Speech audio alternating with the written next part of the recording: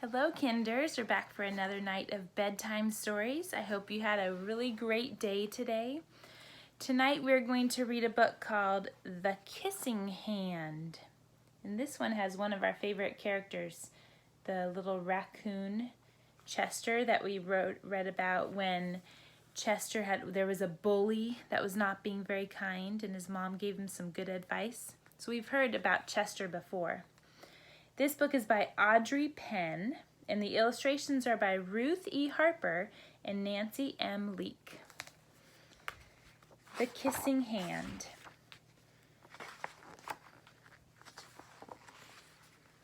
Chester Raccoon stood at the edge of the forest and cried. "I don't want to go to school," he told his mother. "I want to stay home with you. I want to play with my friends and play with my toys, and read my books, and swing on my swing. Please may I stay home with you?" Mrs. Raccoon took Chester by the hand and nuzzled him on the ear. "Sometimes we all have to do things we don't want to do," she told him gently, "even if they seem strange and scary at first. But you will love school once you start. You'll make new friends and play with new toys and read new books and swing on new swings. Besides," she added, "I know a wonderful secret that will make your nights at school seem as warm and cozy as your days at home." Remember, raccoons, they go to school at night. They sleep during the day. It's different. Chester wiped away his tears and looked interested. "A secret? What kind of secret?" "A very old secret," said Mrs. Raccoon. "I learned it from my mother, and she learned it from hers. It's called the Kissing Hand." "The Kissing Hand?" asked Chester. "What's that?" "I'll show you." Mrs. Raccoon took Chester's left hand and spread open his tiny fingers into a fan. Leaning forward, she kissed Chester right in the middle of his palm. Chester felt his mother's kiss rush from his hand, up his arm, and into his heart. Even his silky black mask tingled with a special warmth. Mrs. Raccoon smiled. "Now," she told Chester, "whenever you feel lonely and need a little loving from home, just press your hand to your cheek and think, 'Mommy loves you, Mommy loves you.' And that very kiss will jump to your face and fill you with toasty warm thoughts." She took Chester's hand and carefully wrapped his fingers around the kiss. "Now, do be careful not to lose it," she teased him. "But don't worry, when you open your hand and you wash your food, I promise the kiss will stick." Chester loved his kissing hand. Now he knew his mother's love would go with him wherever he went, even to school. That night, Chester stood in front of his school and looked thoughtful. Suddenly, he turned to his mother and grinned. "Give me your hand," he told her. Chester took his mother's hand in his own and unfolded her large, familiar fingers into a fan. Next, he leaned forward and kissed the center of her hand.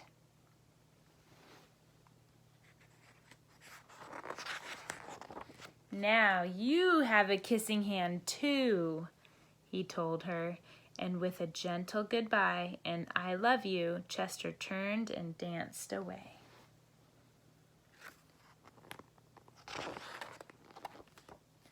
Mrs. Raccoon watched Chester scamper across the tree limb and enter school, and as the hoot owl rang in the new school year, she pressed her left hand to her cheek and smiled. The warmth of Chester's kiss filled her heart with special words. Chester loves you, it sang. Chester loves you. And there are all the animals at school. Those are all the night animals, like mice and owls and birds, rabbits. And here's Chester's hand. It says, I love you. All right, our next book is The Berenstain Bears with Nothing to Do. Do you ever feel like you have nothing to do at your house? Yeah, sometimes that's how it feels. Let's see how they do with nothing to do.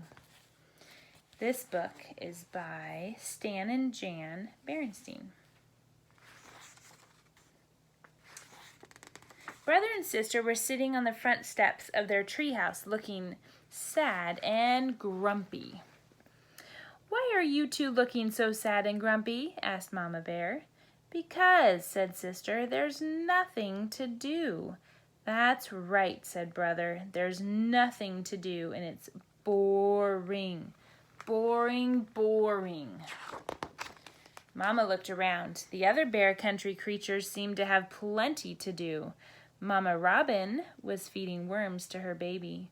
The honeybees were getting nectar from flowers to make into honey. The old bullfrog who lived in the pond looked like he had nothing to do, but he was busy waiting for a fly to fly by. As soon as one did, he zapped it with his long, sticky tongue. Everybody has lots to do except my two cubs, thought Mama. What about that fine playhouse Papa made for you? She asked.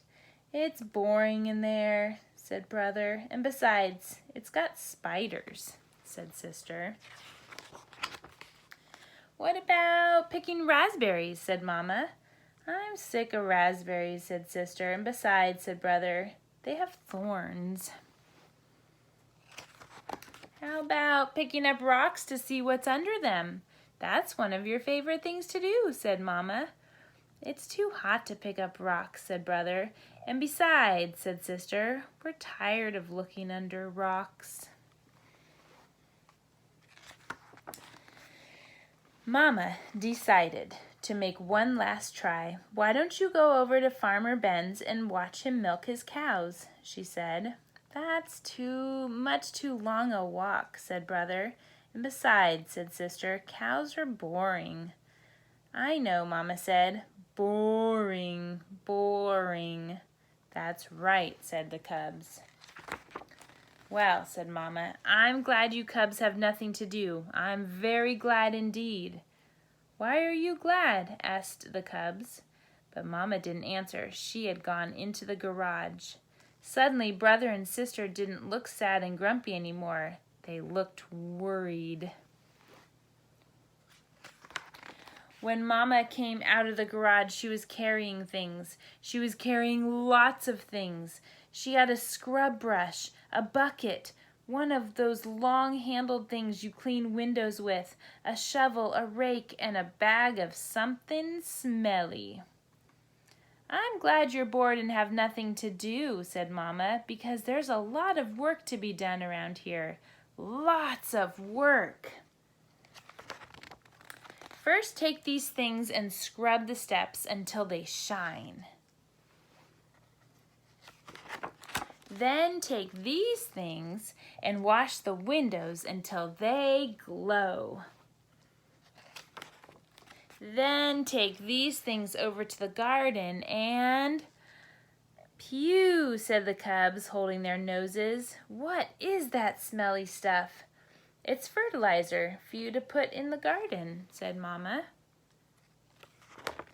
Mama, said Brother, can we do those things a little later? Yes, said Sister, there are some things we have to do right away. Oh, said Mama. Yes, said Brother, we have to chase the spiders out of our playhouse, and we have to pick raspberries before the birds get to them all, said Sister. And there are still some rocks we haven't looked under, said Brother.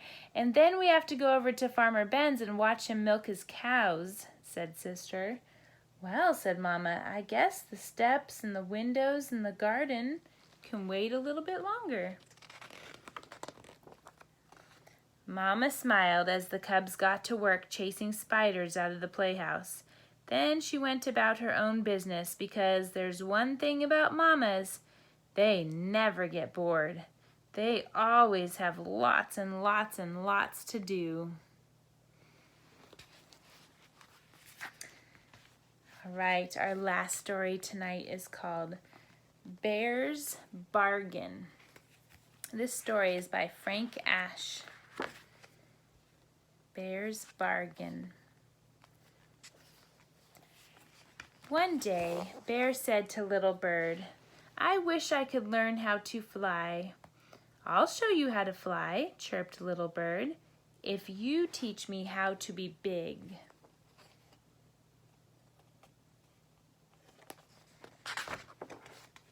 Okay, said Bear, the first thing you have to do is eat everything I cook for you. And he went inside and cooked a big meal for Little Bird. And then he made tiny barbells and showed Little Bird how to lift weights. Every day Bear cooked for Little Bird and made sure he did his exercises. But Little Bird didn't get any bigger. It's not working, is it? Said Little Bird. No, replied Bear, but I've got another idea. And he gave Little Bird a pumpkin seed.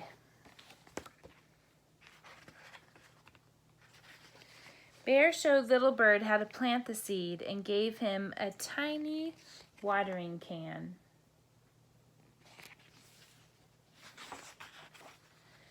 Every day the pumpkin plant grew bigger and bigger. When it blossomed, Bear showed Little Bird a trick. If you want to grow one really big pumpkin, he said, you have to snip off all but one blossom. When the blossom withered, a little pumpkin began to grow. One day Bear carved a picture of Little Bird on the pumpkin.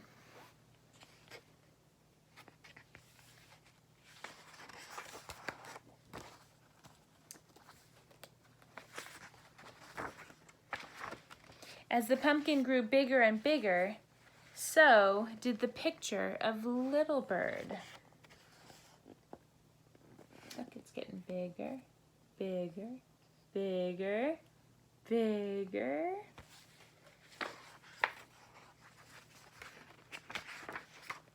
Then one afternoon, Bear said to Little Bird, see how big you've grown. I can hardly pick you up. Now you have to teach me to fly, Little Bear said. He was proud of his pumpkin. Little Bird was proud of his pumpkin, and it made him feel big. Okay, chirped Little Bird, flying is easy.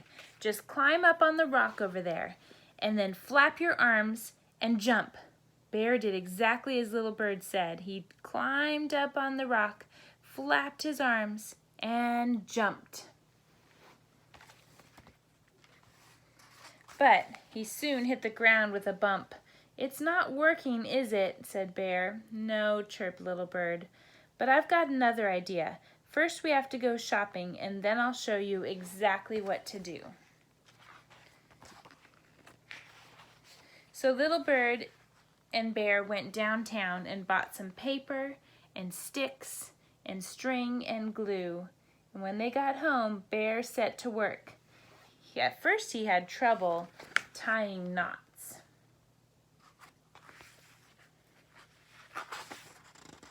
He kept breaking the sticks, and the glue seemed to get on all over on the wrong places.